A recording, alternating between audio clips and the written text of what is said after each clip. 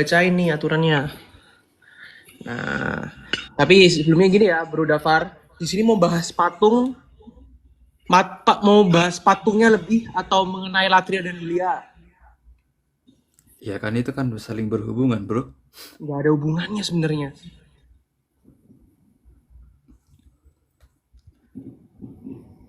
Ngomong Latria akan lari ke Ekaristik. Langsung ya saya state. Nggak lari ke patung. Jadi maunya apa? Mau bahas patung atau mau bahas Latria Dulia? Itu bener 3 topik ini bahkan. Mau yang mana? Boleh Latria, Dulia, patung juga boleh. Oke. Kan itu kan bahannya dikit itu. Hah? Sebenarnya itu kan istilah yang dibuat oleh Katolik ya. Oh Nah, iya. saya tidak ada saya tidak ada masalah dengan penyembahan Latria, Oke. penyembahan Dulia. Nah, implementasinya ini yang kita Jangan masuk sering. statement dulu biar dibaca rule-nya Santai itu dia dulu. udah bikin aturan loh. Santai dulu. Aku udah bikin aturan nih. Oke, kita akan mulai ya teman-teman ya. Aku sebagai moderator ini Room Sweet Home di sini, kita akan melakukan diskusi antara Om Katsu dengan Bro Dafar Navatar. Topik yang akan diangkat adalah Latria, Dulia, dan Patung dengan tujuan kita mengetahui apakah Alkitab mengajarkan Latria dan Dulia atau itu adalah tambahan Katolik sesuai dikatakan oleh Dafar Navatar. Dan apakah boleh menghormati patung? Oke. Aturan umumnya yang pertama, dilarang ad hominem. Yang kedua, dilarang menyela waktu masing-masing saat berdebat. Yang ketiga adalah saling menghormati antar pembicara. Aturan debat, masing-masing pembicara melakukan opening statement selama 10 menit.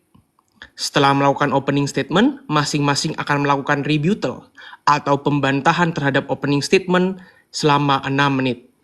Ronde pembantahan akan dilakukan sebanyak 2 kali. Jadi masing-masing habis 6 menit, 6 menit, 6 menit, 6 menit. Setelah itu akan diberikan waktu masing-masing 7 menit untuk melakukan cross examination. Tujuan dari cross examination adalah pendebat mengajukan pertanyaan kepada pendebat lainnya untuk mengklarifikasi posisi dan memperkuat argumen. Penjawab hanya diperkenankan menjawab pertanyaan yang diberikan. Dilarang keras untuk memberikan statement di luar pertanyaan. Jangan malu untuk berkata tidak tahu jika memang tidak tahu. Setelah cross examination dilakukan closing statement selama 10 menit masing-masing pembicara, kemudian akan selesai diskusinya. Ada yang ingin ditanyakan terlebih dahulu? Sebelum kita langsung masuk, saya buat timernya. Tidak ada? Saya cukup jelas. Saya berikan kesempatan pertama untuk Dafar. Oke, kita akan mulai Ya, dengan jelas, opening jelas, statement jelas. 10 menit, oke? On cam Oke, ya, kita bawa data, oke? on cam. Gue nggak bisa on cam lah. Ya gak Tapi usah kalau nunjukin menunjukkan muka, gak data, usah nunjukin On muka. cam untuk datanya, saya nggak perlu lihat muka kamu. Ya gitu, biar jelas. oke, oke, oke. Satu, gini ya, setiap kurang 1 menit aku akan beritahu, saya akan bicara. Oke, 1, 2, 3 silakan. Oke, shalom bagi kita semua, salve untuk teman-teman Katolik ya. Di sini saya mencoba membahas tentang Latria sama Dulia gitu kan. Nah, itu nanti ada hubungannya tentang medianya juga gitu kan. Nah, di sini coba kita buka langsung aja ya, biar nggak banyak basa-basi gitu. Dalam paroki MBK. Nah, di sini dikatakan bahwa latria penyembahan worship yang hanya ditujukan kepada Allah Tritunggal, Allah Bapa, Putra, dan Roh Kudus. Nih, dulia penghormatan veneration yang ditujukan kepada para orang kudus termasuk Bunda Maria. Kadang kepada Maria disebut hyperdulia. Penghormatan kepada benda tertentu yang melambangkan Allah ataupun para kudus dan Maria.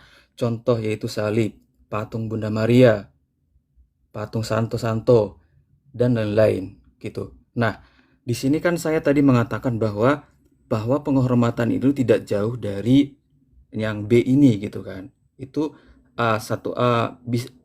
saling ketergantungan, saling terhubung gitu kan. Kalau misalkan dokumen Anda gitu kan. Nah, di sini sudah dikatakan ya, patung Bunda Maria, patung Santo Santo itu harus dihormati. Penghormatan kepada benda tertentu melambangkan atau Allah ataupun para kudus dan Maria, contohnya yang ini yang saya jelaskan tadi gitu. Nah, kalau misalkan 1 dan 2 saya bisa bedakan gitu teman-teman ya. Tetapi kan kalau misalkan 2 ini dulia, di sini kan ada A, ada B. Nah, yang menjadi pertanyaan kan. Nah, penghormatan kepada patung-patung ini gitu. Saya tahu bahwa latria itu untuk Tritunggal, dulia itu kepada Orang Kudus kalau di sini. Nah, yang menjadi pertanyaan kan untuk penghormatan patung ini gitu kan. Patung dan Bunda Maria. Ini esensinya seperti apa gitu. Minta tolong dijelaskan. Silahkan. Itu aja. Gak usah panjang-panjang. Oh, ini waktu opening statement kamu kurang 7 menit, Mas Yan. Gak apa-apa. Gak usah panjang-panjang nanti. Atau mungkin Bro Dafar ini ingin melontarkan Julia dan Latria tadi itu hanya buatan Katolik seperti apa, itu kan boleh sebenarnya di sini. Kesempatannya Enggak, sangat. saya tidak mempermasalahkan itu karena saya bisa membedakan itu. Yang saya mau tanyakan ini penghormatan kepada patung Bunda Maria, patung Santo-Santo dan lain-lain gitu. Ini bukan website abal-abal ya, ini website Beda. Berarti kalian gitu. waktumu saya berhentikan sampai sini, setuju? Ya, silakan. Oke. Terima kasih atas waktunya. Bro Dafar silakan mute dulu. Oke, waktu 10 menit akan dimulai setelah Om Katsu melakukan berbicara. Dibuka dulu open mic Om Katsu. Bentar, saya izin buka data dulu, soalnya banyak data mau saya buka.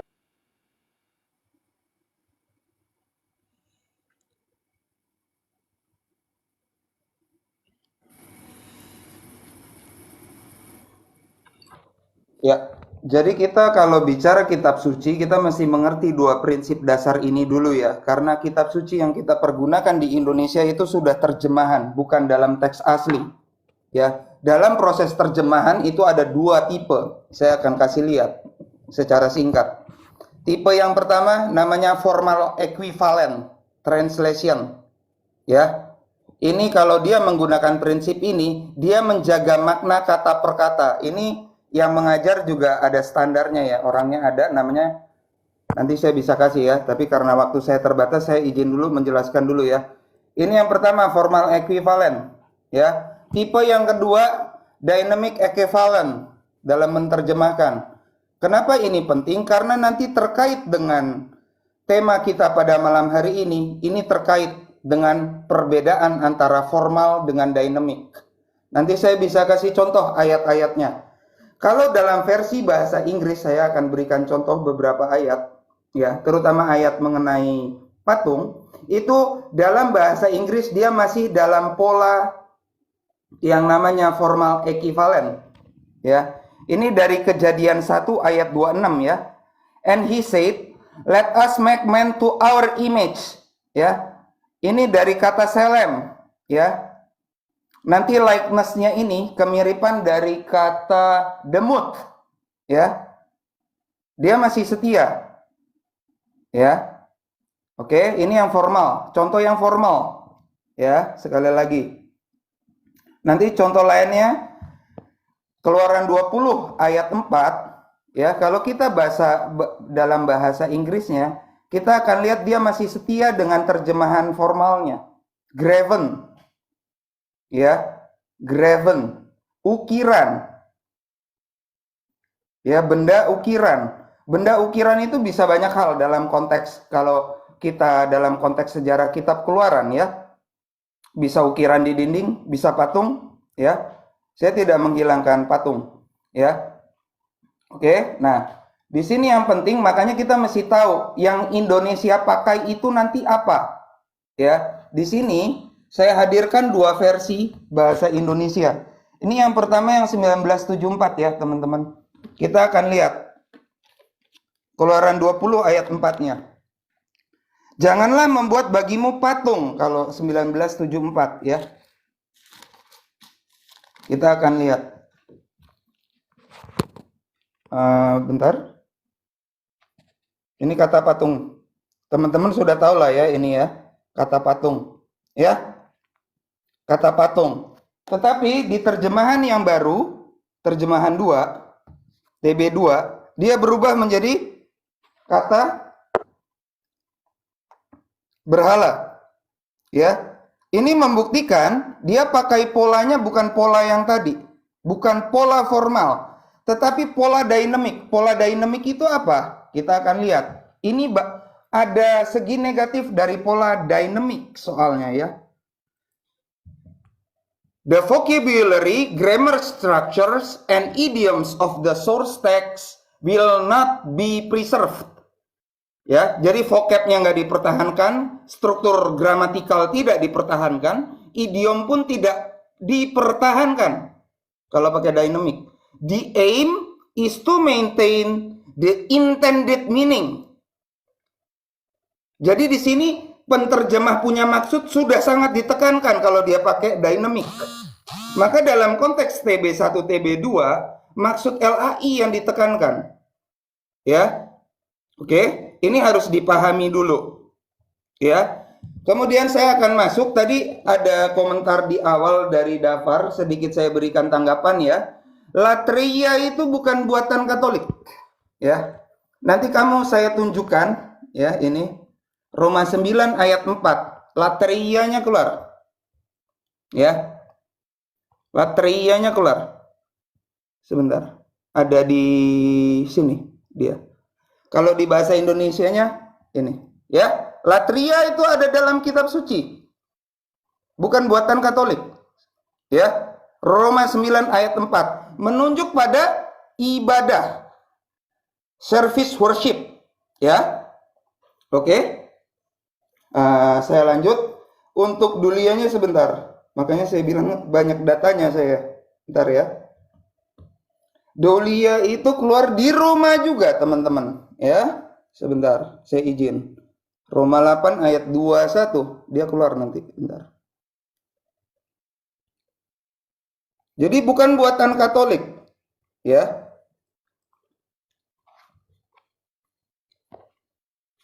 Bukan ini, tunggu, Eudolo. Nah, Dolia. Ya. Ada sebuah ikatan, bondage. Ada hubungan, ya. Ini dasarnya dulu. Jadi kalau dibilang buatan Katolik saya kurang setuju ya. Nah, bahwa terminologi ini nanti dipergunakan, kita harus mengamati. Karena ini kita lagi bicara Roma ya. Roma itu memiliki kekhususan. Surat Roma adalah surat yang mengeksposisi teologi Paulus. Dalam teologi Paulus ada satu hal yang penting yang tidak boleh pernah dilupakan manusia. Baik latria maupun dolia, Paulus sangat menekankan hati nurani. Roma 2 ayat 15. Bentar, ya Roma 2 ayat 15-nya saya izin bacain. Waktu saya masih berapa ya? Saya boleh tanya nggak ya? 3 menit. takut 40. Oke. Sebab dengan itu mereka menunjukkan bahwa isi hukum Taurat ada tertulis dalam hati mereka, dan suara hati mereka turut bersaksi, dan pikiran mereka saling menuduh atau saling membela. Jadi di sini saya mau menekankan dalam menjalankan dolia, latria, yang penting intensi hati nurani manusianya. Sekian, terima kasih. Oke, waktunya masih ada 3 menit Om Katsu. Apakah sudah mau diberhentikan? Kalau gitu, kalau saya masih ada waktu, saya izin. Ya, Tadi silakan. saya Masih sempat 3 menit. membahas kata dasar patung ya. Kata dasar patung dalam bahasa Ibrani kunonya ya. Tadi saya sudah sempat selem. Bentar, saya izin tampilkan lagi. Ya, selem. Kalau selem itu menunjuk pada intinya bayangan. Jadi sesuatu yang sudah ada dan itu hanya menjadi bayangannya. Ya. Kalau kata yang satu lagi yang di Keluaran 20 ayat 4, kata pesel menunjuk pada sebuah tindakan aktif mengukir, ya, dari yang tidak ada diukir menjadi ada. Itu beda sekali konsepnya. Maka nanti lanjutannya kita harus memahami Kolose 1 ayat 15, Kolose 1 ayat 15 dari Rasul Paulus yang ayat eksplisit mengenai patung. Nanti saya bisa tunjukkan kenapa saya katakan eksplisit ya, bentar. Ya, di sini ada kata eikon. Umumnya kalau pakai kata-kata ikon teman-teman menerima ya sudah ya.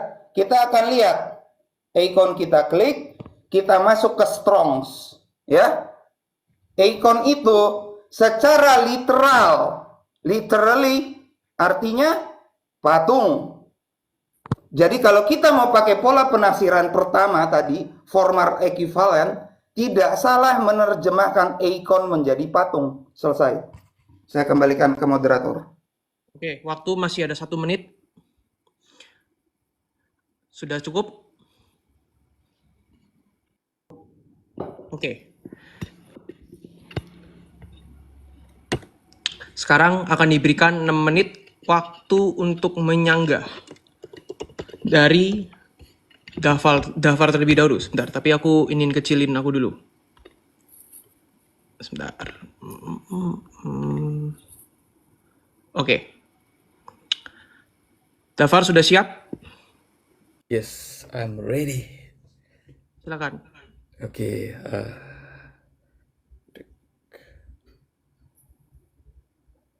Oke, tadi saya menyinggung tentang latria sama dulia kan saya bilang kalau misalkan saya kan Lutheran ya, saya juga percaya ada penyembahan seperti ini karena Lutheran juga tidak menyangkal hal seperti ini gitu. Yang saya pertanyakan tadi kan di sini kan ada dulia, penghormatan, veneration yang ditujukan kepada A, para orang kudus. Nah, B, penghormatan kepada benda tertentu yang melambangkan Allah. Salah satunya itu patung Bunda Maria, patung Santo, dan lain-lain gitu. Nah, ini ada juga disebut sebagai hyperdulia gitu kan. Itu belum dijelaskan ya tadi. Penghormatan ini kadang disebut sebagai dulia relatif gitu. Dulia relatif. Nah, gini ya teman-teman ya. Di sini kan ada penghormatan patung. Nah, kalau misalkan di pemahaman Luther ya, saya tunjukkan ya. Ini website Luther ya. Luther Reformation. Nah, kita baca di sini ya langsung aja biar nggak terlalu panjang. Luther dengan jelas menunjukkan masalah ini jika seorang menyembah sebuah patung, itu adalah masalah. Jika mereka menunjukkan pelayanan di hati mereka kepada patung itu harus berubah. Nah, yang bermasalah itu sebenarnya ini, jika mereka menunjukkan pelayanan di hati mereka kepada patung itu harus dirubah. Mereka tidak boleh menyembah sesuatu yang diciptakan seolah-olah itu adalah Tuhan, namun tidak ada hukum yang melarang pembuatan patung dan gambar sesuatu atau gambar sesuatu gitu. Nah, di sini jelas bahwa Protestan, khususnya Lutheran, tidak pernah melarang ornamen-ornamen gereja, tapi sangat dilarang untuk disembah gitu kan. Disembah dalam arti ya ini tadi, pelayanan di hati mereka kepada patung gitu. Nah, ini saya tunjukkan contoh ya. Ini kan teori ya, ini praktek ya. Ntar, saya tunjukkan praktek bahwa patung itu seolah-olah ditinggikan gitu. Sebentar.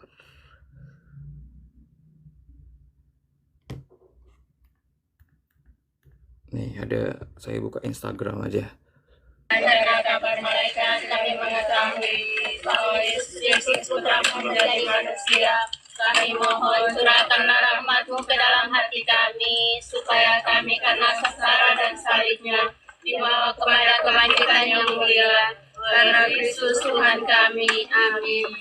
Kemuliaan kepada Bapa dan Putra dan Roh Kudus, seperti pada permulaan, sekarang, selalu, dan sepanjang selabad. Amin. Dalam nama Bapa dan Roh Kudus. Amin. Oke. Itu adalah prakteknya teman-teman ya. Walaupun misalkan nanti Anda menolak itu, bahwa dalam menggunakan patung itu kita tidak menyembah patung gitu kan. Tetapi kami menggunakannya cuma media.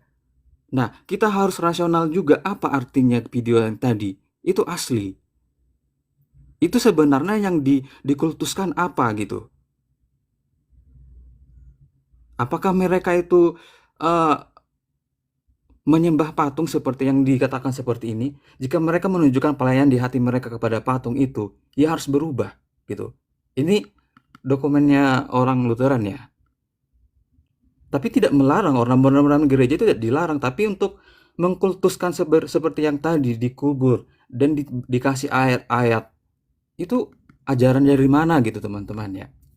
Coba dijelaskan secara alkitabiah, apakah ada ajaran untuk eh, mengubur patung, didoakan dengan doa-doa atas nama Bapa, Anak, dan Roh Kudus gitu. Mengubur patung teman-teman gitu. Makanya saya tanya ke sini gitu. Penghormatan kepada patung itu seperti apa? Karena di dalam prakteknya patung ini seakan-akan seperti manusia gitu, didoakan. Padahal kan itu benda mati. Gitu. Silakan. Itu aja. Waktu Anda masih sisa 1 menit 30 menit, 1 menit 30 detik, silakan. Gak apa-apa. Gak apa-apa. Itu aja. Oke, saya berhentikan ya.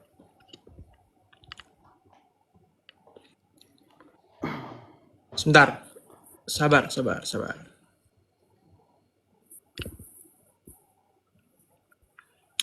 Oke. Rebuttal yang pertama, silakan, Om Katsu. Oke ya, di sini menjadi nampak jelas ya. Terima kasih pertama-tama kamu tampilkan tadi yang dari prinsip Lutheran kamu, itu saya hargai sekali ya bro ya. Di situ ada yang menarik, ada kata-kata penyembahan. Apakah pernah dibahas lebih lanjut apa itu penyembahan dalam kekristenan? Maka marilah kita buka sekali lagi Bible tersayang kita. Keluaran 20 ayat 24 sampai 25. Bahkan diberi judul peraturan tentang kebaktian. Ya, disitulah menjadi jelas bahwa dalam sebuah penyembahan itu harus ada kurban bakaran. Ya, ini kita bahas perjanjian lamanya dulu, izin ya. Nah, nanti ini bahkan ada contoh ya, ada contoh kemarahan Allah. Ada contoh kemarahan Allah sebentar.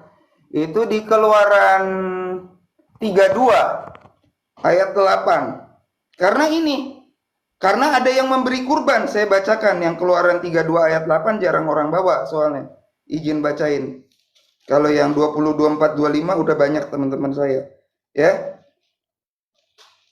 Nanti di sini Allah langsung marah. Segera juga mereka menyimpang dari jalan yang kuperintahkan kepada mereka. Mereka telah membuat anak lembu tuangan dan kepadanya mereka sujud menyembah dan mempersembahkan kurban. Sambil berkata, "Hai Israel, inilah Allahmu yang telah menuntun engkau keluar dari tanah Mesir." Jadi dari pernyataan kalimat ini sikap batin bangsa Israel saat itu pun jelas. Itu yang poin kedua yang mau saya tekankan selain adanya kurban.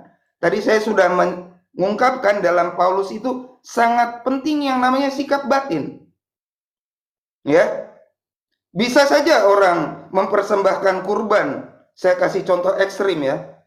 Orang mempersembahkan kurban berarti dia menyembah Allah. Tetapi nanti Anda bisa lihat kalau kelakuan hidupnya dia itu adalah orang cemar, orang sundal, Efesus 5 ayat 5. Ya, nanti saya tampilkan sebentar. Ya, tetap bagi Paulus dia tidak menyembah, tetapi dia penyembah berhala. Ya. Bisa saja dalam kehidupan kita sehari-hari kita melihat orang mempersembahkan persembahan untuk Allah. Tunggu bentar. Nah, ini Efesus 5 ayat 5. Ya. Tidak ada orang sundal, orang cemar atau orang serakah, artinya penyembah berhala. Jadi konsep penyembah berhalanya di perjanjian baru sebenarnya jelas. Tidak dikunci hanya merujuk pada satu hal yakni patung. Saya kasih lihat. Ya, karena sekali lagi sikap batin. Nah, baik saya tanggapi kalau dipertanyakan tadi ya patung dikubur terus ada orang berdoa ya Sekarang kita masuk, doa itu sebenarnya apa?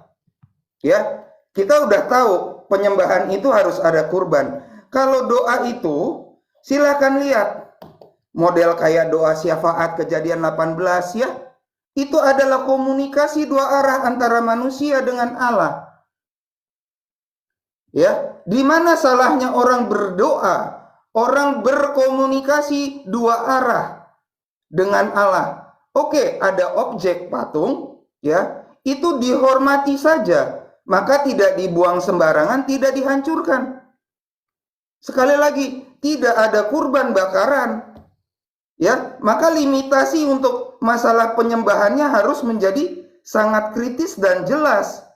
Tidak semua tindakan itu bisa dianggap penyembahan dalam konteks Paulus pula, dalam konteks perjanjian baru, dalam konteks luas. Kenangkanlah ini untuk mengenang aku, menjadi kenangan akan aku. Maaf, ayat letterlocknya, lakukanlah ini menjadi kenangan akan aku. Itu ada di Lukas 22 ya. Nah, ini yang mau saya bacain nanti yang versi Korintusnya ya, izin. 1 Korintus 11. Inilah penyembahan di dalam perjanjian baru kalau kita mau lihat. Ini kata-kata Rasul Paulus sendiri, 1 Korintus 11 itu. Inilah satu-satunya penyembahan. Waktu sisa 1 menit. Oke. Karena barang siapa makan dan minum tanpa... ini bentar. Iya. Nanti silakan dibaca lanjut ya. Ini. Nah ini ayat 26. Sebab setiap kali kamu makan roti ini dan minum cawan ini, kamu memberitakan kematian Tuhan sampai Ia datang. Ini penyembahannya. Ini konteks Paulus semua, karena kita berangkat tadi latria dulia adalah ajaran dari Roma, ya. Sekian, terima kasih. Mudah-mudahan nggak melampaui waktu. 15 detik. Sudah? Oke, saya berhentikan. Oke. Sebentar, saya kecilkan lagi. Oke, 6 menit diberikan waktu rebuttal kedua, penyanggahan kedua kepada Davar Navatar setelah berkata. Oke, ini saya review dulu ya yang saya ucapkan tadi bahwa di sini kan saya tunjukkan aja. Gimana ya? Nah, biar nggak ada fitnah di antara komen-komen ya. Penghormatan kepada benda tertentu gitu kan. Salah satunya itu patung gitu. Nah, penghormatan kepada benda ataupun patung-patung orang-orang kudus gitu.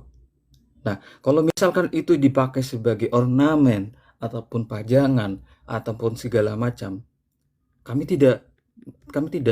setuju gitu. Tapi kalau misalkan seperti yang tadi sampai didoakan, itu benda mati loh teman-teman gitu.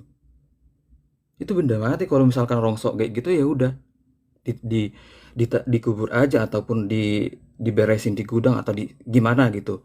Tapi kita jelas melihat bahwa itu didoakan dengan doa apa? Dalam nama Bapa, Anak dan Roh Kudus gitu. Itu benda mati gitu. Tapi kalau misalkan kalian mengatakan itu sebagai ornamen atau cuman penguburan gitu kan, atau cuman sekedar itu ya nggak masalah gitu, karena dalam tulisannya di Luther tadi kan udah jelas kayak saya berpedoman di sini ya. Jika seorang menyembah sebuah patung itu adalah masalah. Jika mereka menunjukkan pelayanan di hati mereka kepada patung itu harus berubah gitu. Nah, itu menurut saya udah namanya hyperdulia ya, menurut saya ya, karena menurut saya dalam patung itu sampai didua-duakan, itu doa orang-orang itu doa untuk, harusnya itu kan doa latria kan, itu Bapa, Anak dan Roh Kudus gitu kan. Tetapi ke patung juga berlaku gitu, sampai segitunya untuk mengkuduskan patung tersebut gitu teman-teman. Nah itu satu ya. Nah untuk tentang apa tadi ya,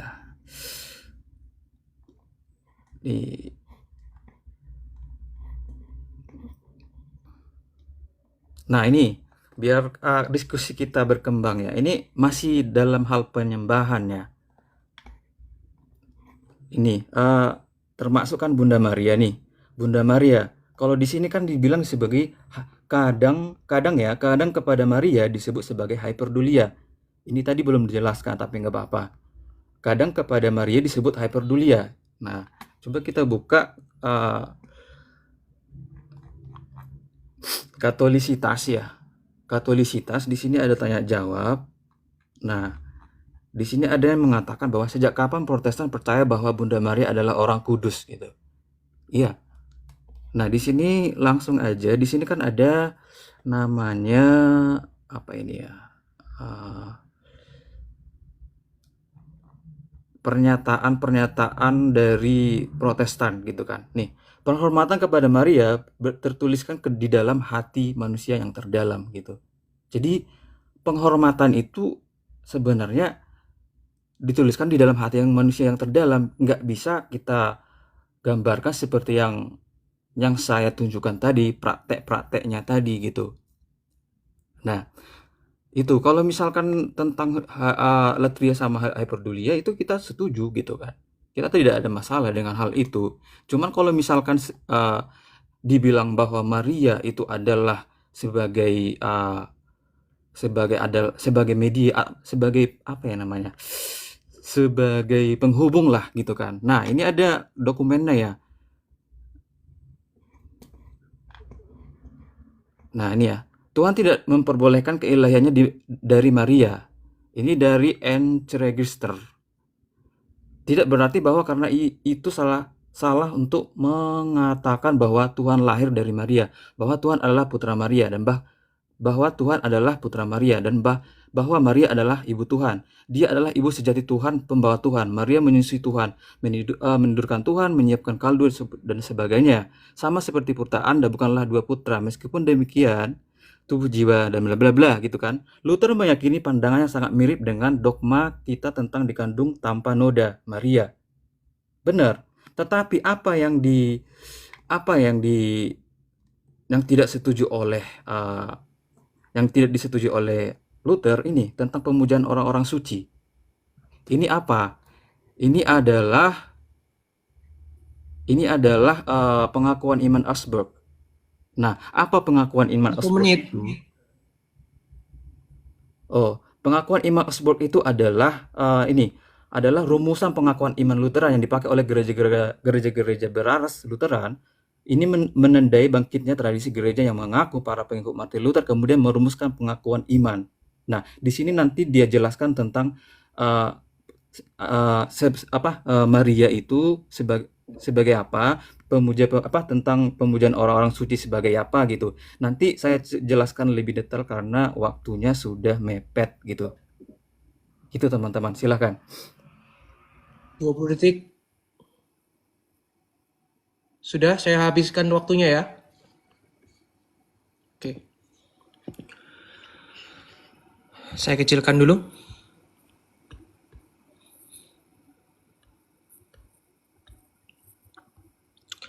Oke, rebuttal kedua yang terakhir, setelah itu akan dilakukan cross examination. Dipersilakan dimulai pada saat berbicara.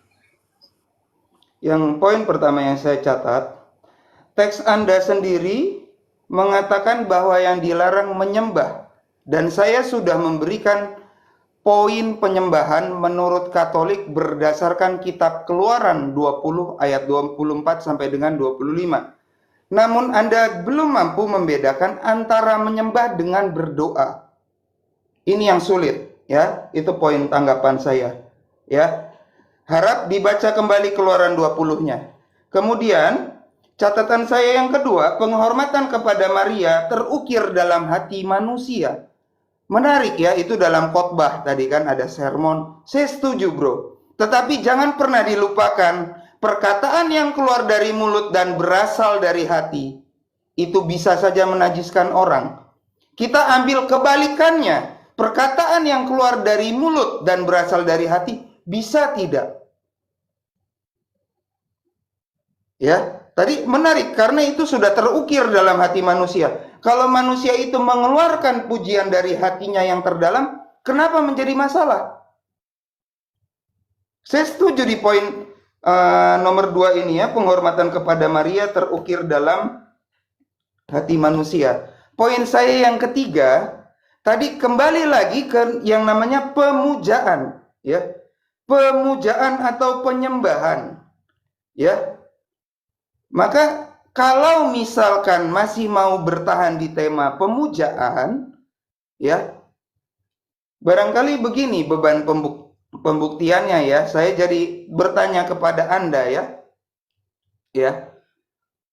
Pemujaan yang dilakukan kepada orang suci dengan limitasi yang jelas yang sudah saya berikan adanya tadi ya, kurban.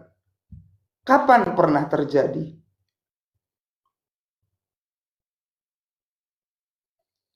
Barangkali ya ada praktek yang salah yang saya kelewatan ya. Dunia ini kan luas.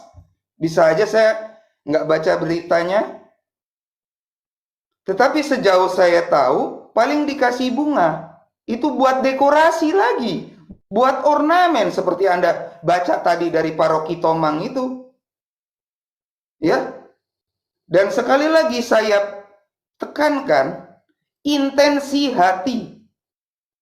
Sikap batin. Apakah Bro Dafar pernah tanya sesekali sama orang Katolik? Katakan contoh sesuai yang Bro Dafar tadi. Tampilkan ya di video, saya hargai. Ya. Pernah Anda bertanya langsung kepada orang-orang itu? Bagi mereka, ya, apakah mereka mengatakan itu Allah, patung itu? Atau itu hanya sarana? Anda pernah tanya ini? Sebelum kita mengambil keputusan ya, ada baiknya kita lebih melangkah jauh.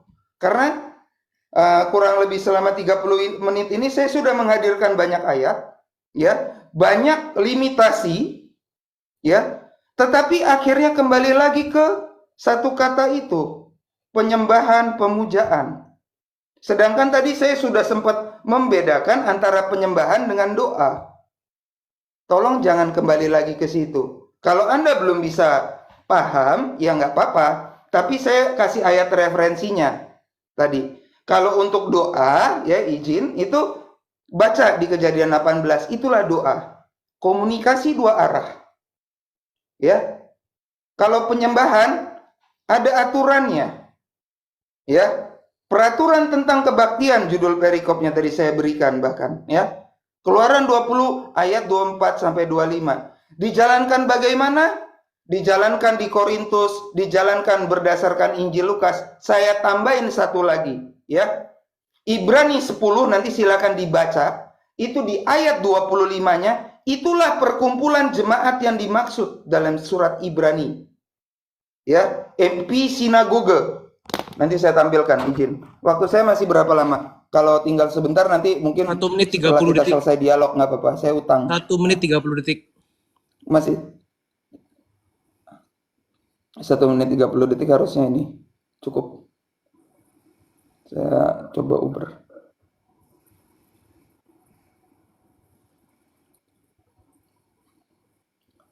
Ah, 10 ayat 25 tadi. Aduh. Jadi perkumpulan jemaat di era itu selalu menunjuk pada kurban Kristus, kurban Ekaristi. Nih, 1 menit. episinagogen. Udah tampil. Episinagogen. Aduh. Kok nggak mau putar kameranya? Ya.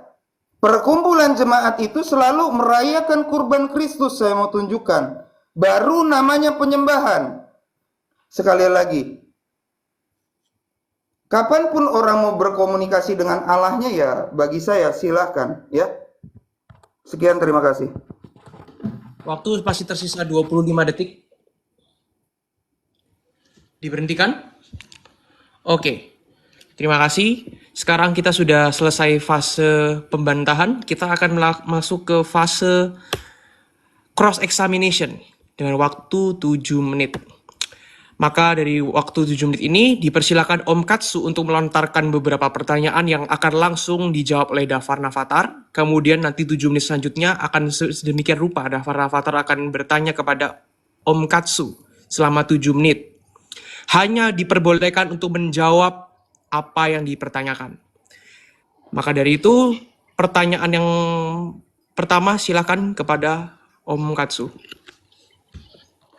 Pertanyaan saya yang pertama ya untuk Bro Dafar, karena Anda dari Lutheran, yang ingin saya tahu ya mengenai tema kita ini, apakah pernah dijelaskan secara gamblang apa itu penyembahan dalam gereja Anda? Silakan. Bro Dafar Cara Dafatan. jawab. Ya, Oke, silakan. saya jawab ya. Ini pertanyaannya iya atau tidak sebenarnya. Sebenarnya tidak. Ini saya jelaskan tidak. Tetapi saya pelajari gimana sih pahamnya Lutheran itu seperti apa? Apakah bertentangan gitu. Makanya saya tadi setuju kalau misalkan latria itu ya ketertunggal gitu. Karena itu saya belajari, bukan serta-merta diajari dari gereja, bukan. Itu ada. Itu saya pelajari sendiri. Tetapi kemungkinan ada ya. Ada. Tetapi saya belum pernah mempelajari tentang penghormatan, jenis-jenis penghormatan tadi. Tetapi saya mempelajari itu, dan Lutheran juga tidak ada kontradiksi tentang hal itu gitu. Yang menjadi kontradiksi kan yang saya tunjukkan tadi. Medianya ini yang dikultuskan. Itu yang Oke, kontradiksi.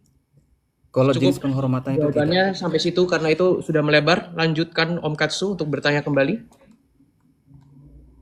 Pertama-tama terima kasih jawabannya. Yang pertanyaan kedua ya, saya mau state begini.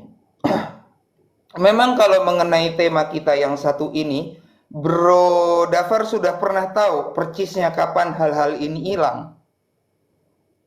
Latria, dulia, patung ini kapan hilangnya dalam larungan sejarah kehidupan Kristen lah secara umum ya. Saya juga tidak mau menyinggung kan. Apakah sudah pernah tahu Bro? Kapan percisnya hilang patung? Katakan kapan hilang altar? Apakah Bro sudah pernah dengar? Silakan. Ya, belum. Oke, selanjut.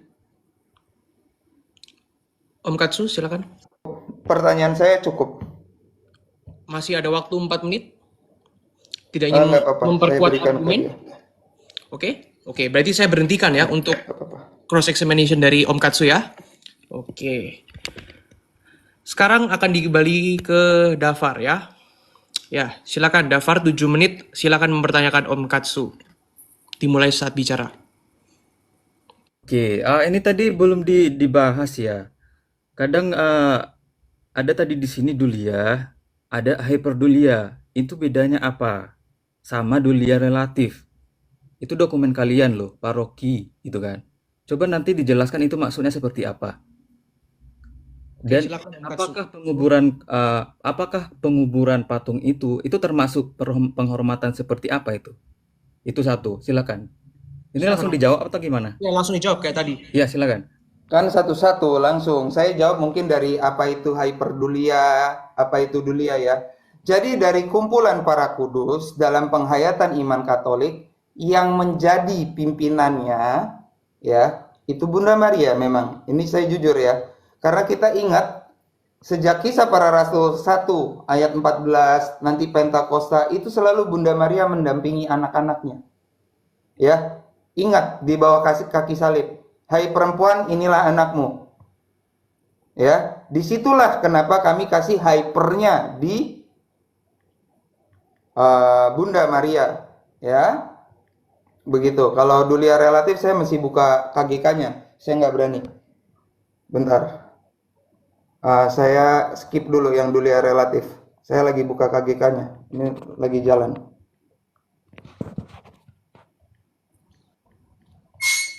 Biar nggak buang waktu, kalau mau ada pertanyaan lagi nggak apa-apa, maksud saya gitu ya. Nanti kalau sudah terbuka nggak apa-apa. Ya, silakan Bro Dafar. Di sini kan ditulis bahwa para orang kudus termasuk Bunda Maria. Di situ ditulis ada kadang gitu. Kadang dulia, kadang hyperdulia gitu. Apakah iman itu harus ada kadangnya sometime gitu?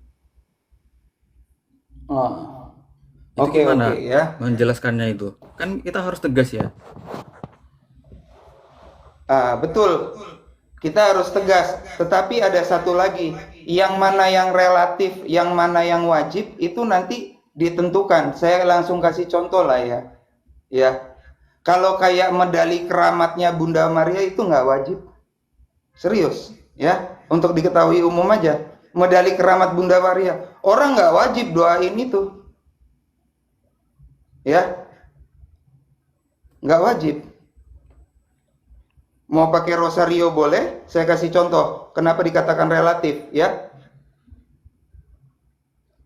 Kalian pilih yang mana yang cocok sama kalian. Misalkan ada yang lebih suka devosinya dengan rosario, monggo pakai rosario. Ada yang sukanya pakai medali keramat, silakan. Ada yang sukanya pakai skapulir, silakan. Di situ nilai relatif maksudnya ya. Ya, begitu. Ya, ini saya udah kebuka. Jadi kunci dasarnya di sini memang masih bisa membedakan dulu tadi itu ya. Apa itu penyembahan dalam gereja Katolik? Gitu. Kalau tidak ada limitasi keluaran 20-nya, ya jujur saja kami bisa jatuh seperti yang Bro Dafar katakan. Makanya saya harus state korbannya korban apa. Ya, sekali lagi. Begitu, ya. Silakan Bro Dafar. Oke, saya menghargai kejujurannya Bro Katsu ya tentang dulia relatif gitu. Makanya tadi, karena ini kan dokumennya Katolik gitu.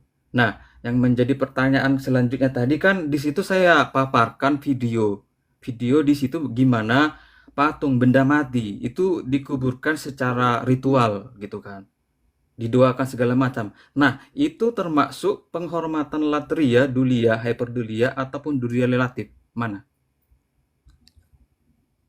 Ingat ya, definisi awal saya mengenai patung. Ini langsung saya tanggapi.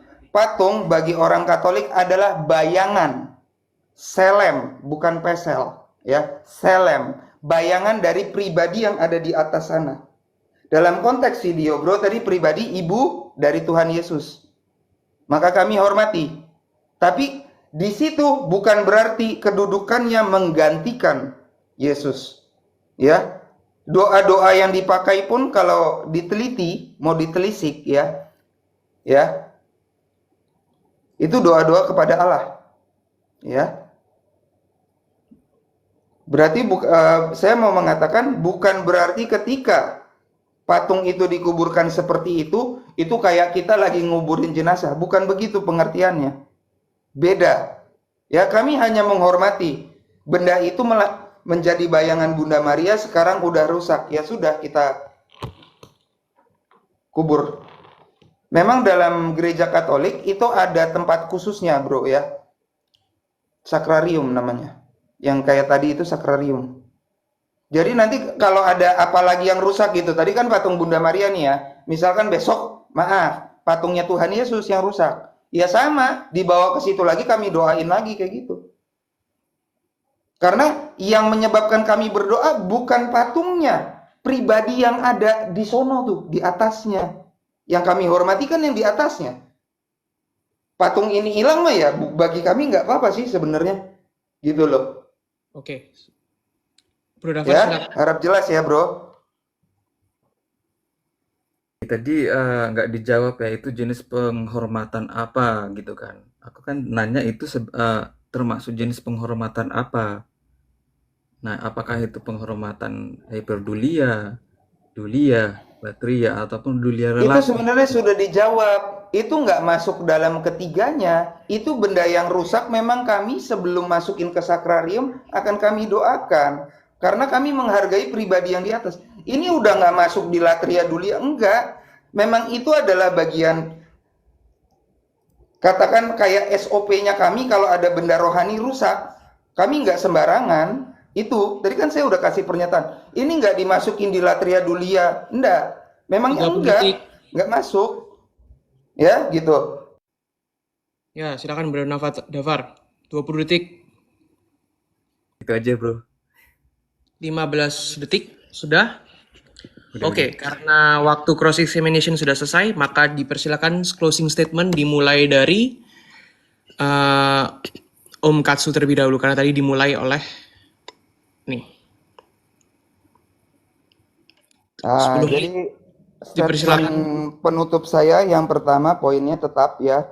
Jadi kita harus bisa membedakan apa itu latria atau penyembahan ya sesuai tema. Jadi yang namanya penyembahan itu selalu tertuju pada Allah Tritunggal sekali lagi ya. Selalu tertuju penyembahan hanya boleh pada Allah Tritunggal dan dilaksanakan dalam apa? Hanya dalam Ekaristi. Maka di sini saya perlu tegaskan, maka jangan heran semua sakramen baptis dilaksanakan dalam Ekaristi. Sakramen Krisma pun dalam Ekaristi. Sakramen yang terakhir perkawinan pun dalam Ekaristi. Karena itu satu-satunya penyembahan. Ini menunjukkan satu-satunya penyembahan. Tidak ada cara lain menyembah dalam gereja Katolik selain misa. Nah, yang kedua terkait dengan dulia. Nah, di sini saya mau mengingatkan ya pada teman-teman yang pertama-tama yang Katolik tentunya ya, saya orang Katolik. Maka doa-doa yang kalian pergunakan ketika menjalankan dulia itu sebaiknya memang menggunakan doa-doa yang sudah diatur. Ya, banyak sekali doa-doa yang sudah diresmikan. Termasuk kepada orang suci pun ada doa yang sudah diresmikan ya. Kayak doa kepada bersama Santo Antonius Padua, ya, doa bersama Santo Fransiskus Asisi, doa novena 3 Salam Maria. Karena ya, kalau kita mau perhatikan sampai ke dalam teks, dalam menjalankan dulia tetap forma trinitarisnya dijalankan. Pribadi ini hanya diposisikan sebagai teladan iman. Ini harap diperhatikan untuk teman-teman yang Katolik. Nah, untuk teman-teman yang non-Katolik, ya, saya mengingatkan, memang bagi kami antara penyembahan dengan doa itu berbeda. Ya, saya tidak tahu kalau di tempat yang lain lagi bagaimana, ya. Tetapi saya mau menegaskan memang kalau di Katolik dua hal ini dibedakan. Ya. Poin yang ketiga terkait dengan patung, ya. Saya sudah tunjukkan tadi dari Kolose, saya juga sudah tunjukkan perbedaan pesel dengan selem. Jadi saya harap ya, teman-teman bisa lebih bijak ketika berargumen bahwa pemaknaan Katolik terhadap patung dia mengacu pada kata selem, bayangan dari yang sudah ada. Yang sudah ada siapa? Tentu pertama-tama Allah Tritunggal Maha Kudus. Kedua, Sang Putra, Yesus Kristus. Ya. Baru nanti yang lain lah, teladan iman. Ya, posisinya mereka hanya teladan iman. Ini harus ditekankan ya. Jangan sampai terjadi juga tindakan yang ekstrim ya. Saya sadar bahwa tindakan kayak gini memang tadi karena kuncinya sikap batin manusianya. Jadi di sini juga saya mengingatkan baik kita yang Katolik dengan yang Kristen, kita perlu membentuk sikap batin dalam beriman kepada Kristus. Ya, sesuai ya ayat yang saya kutip tadi itu dari Matius ya, yang menajiskan yang keluar dari mulut itu dari Matius. Saya lupa. Sebentar. Kebanyakan buka ayat saya lupa juga akhirnya. Ya. Nah, terakhir yang mau saya ingatkan juga berkaitan dengan berhala, jangan sampai terjadi reduksi. Reduksi jangan hanya tertuju pada satu hal. Karena nanti kita bisa lihat di 1 Timotius 6 ayat 10, akar dari semua kejahatan adalah, nanti silakan dibuka, saya tidak mau ini ya. 1 Timotius 6 ayat 10 percisnya. Ya, itulah biang semua kejahatan. Itu agak kontekstual karena siapapun, baik Rom, baik Dafar, baik Katsu, semua perlu itu, tetapi jangan sampai kita cinta pada itu. Sekian, terima kasih. Waktu closing statement masih tersisa 6 menit. Oke, saya berhentikan. Sekarang waktu diberikan kepada Dafar. Waktu 10 menit. Closing statement. Thank you. Oke, ini saya review lagi ya kembali ya. Ini tentang latria sama dulia tadi gitu kan.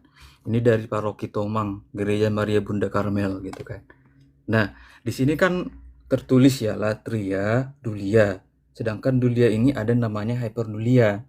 Nah, menjadi pertanyaan kan kalau misalkan kaum awam kadang ditanya kadang ini apa.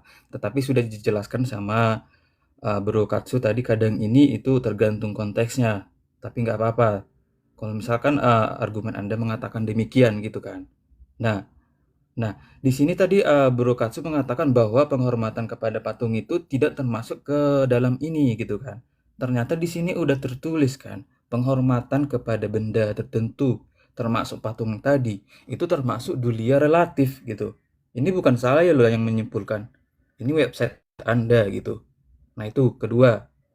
Nah, untuk penghormatan kepada Bunda Maria kan saya udah jelaskan ya dari Lutheran. Kita sebenarnya uh, tidak ada perbedaan. Perbedaannya itu adalah medianya gitu. Nah, ini saya sedikit ya, saya jelaskan tentang pengakuan Augsburg ya. The Augsburg Confession. Nih. Nah, ini apa itu The Augsburg Confession? Itu adalah pengakuan iman Augsburg, rumusan pengakuan iman Lutheran. Nah, di sini nanti kita temukan ada beberapa artikel atau tesis gitu ya.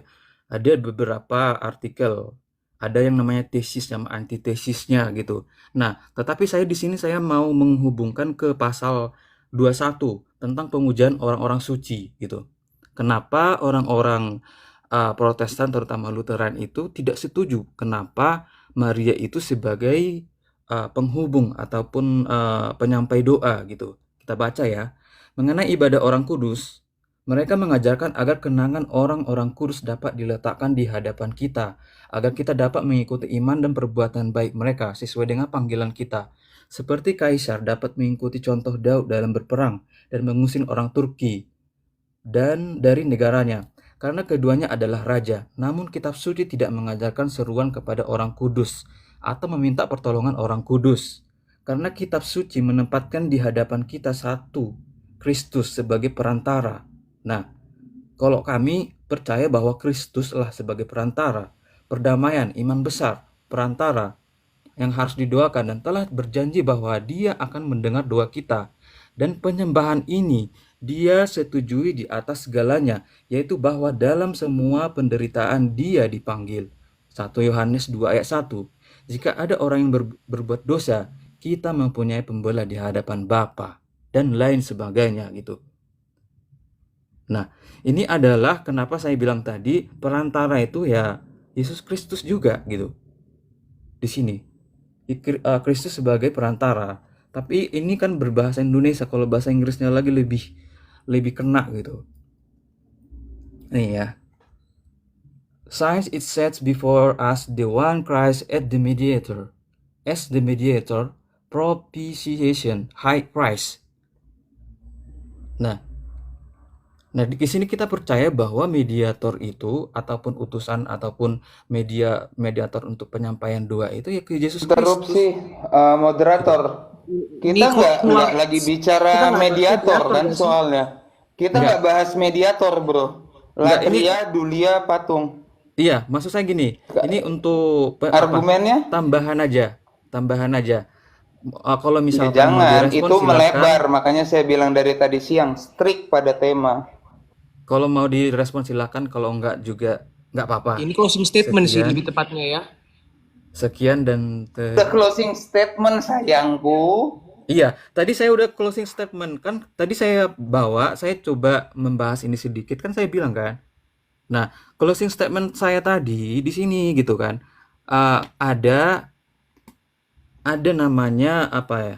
Ada namanya kebingungan, bukan kebingungan, tapi Katsu tadi udah menjelaskan bahwa ada opsi. Kadang Bunda Maria itu hyperdulia, kadang dulia. Ada opsinya, makanya di sini ada ditulis kadang gitu.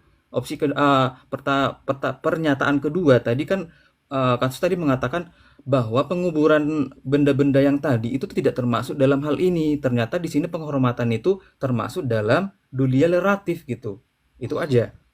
Patung-patung itu termasuk dulia relatif, tapi Bro Katsu mengatakan itu tidak termasuk dalam ketiganya ini gitu teman-teman. Mungkin sekian narasi yang tidak berpendidikan mungkin ya menurut kalian.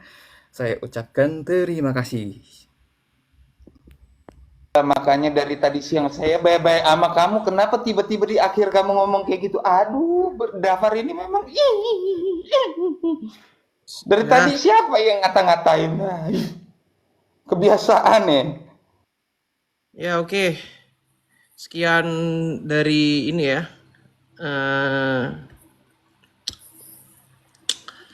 Pembahasan mengenai patung ya. Yang walaupun sudah jelas ya.